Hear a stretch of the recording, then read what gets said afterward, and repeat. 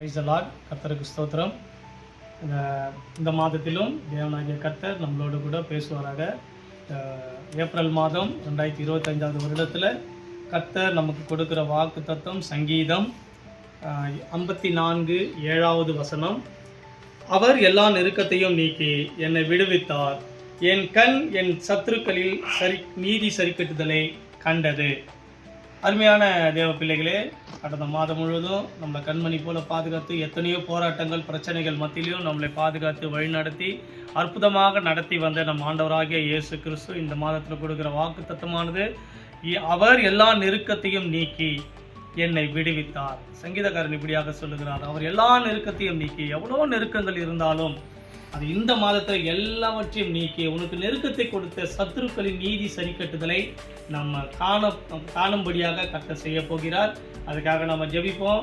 கலங்காதீங்க, திகையாதீங்க. கர்த்தர் நம்மளோடு கூட இருக்கிறார் என்ற வைராக்கியம் இருந்தால் போதும். அவருக்கு முன்பாக நம்ம இருக்கும்போது அவர் நம்மளை எல்லா நெருக்கத்திலிருந்தும் விடுவித்து ரட்சிப்பார். ஜெபிப்போம்.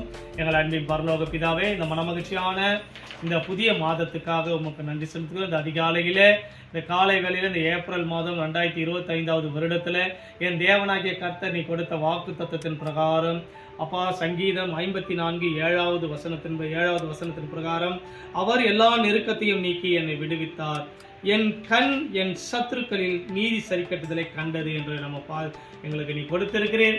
இந்த வாக்கு தத்துவத்தின் பிரகாரம் என் கர்த்தாவே, நீர் எங்களை ஆசீர்வதித்து எங்கள் சத்துருக்களின் நீதி சரிக்கட்டுதலை நாங்கள் காணும்படியாக செய்யும். எங்களுக்கு கொடுத்த நெருக்கத்தில் இருந்தெல்லாம் எங்களுக்கு ஒரு விடுதலை நீ கொடுத்தீர் என்று அச்சாரம் எங்களுக்கு கொடுத்திருக்கிறீர். உமக்கு கோடாக்கோடி நன்றிகளை ஏறெடுக்கிறோம்.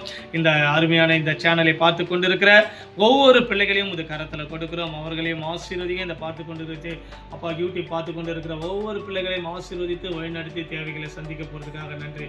இந்த மாதத்தினுடைய தேவைகளை சந்திங்க. அப்பத்தையும் தண்ணீரையும் ஆசீர்வதிங்க. வீட்டில் மாப்பணில மாவும் எண்ணெய் பணில எண்ணெயும் குறையாதபடிக்கு ஒவ்வொரு குடும்பங்களிலும் சமாதானமும் சந்தோஷமும் ஆசீர்வாதமும் நிலையா நிற்கத்தக்கதாக கிருபை செய்யுங்க. எல்லாவற்றையும் மூடி மறைத்து பாதுகாத்துக் கொள்ளுங்க. இயேசு கிறிஸ்துவின் நாமத்தினாலே ஜெபத்தை ஏறெடுக்கிறோம் எங்கள் ஜீவனுள்ள நல்ல தகப்பனே. ஆமேன், ஆமேன். Praise the Lord. கர்த்தர் உங்களை ஆசீர்வதிப்பாராக. ஆமேன்.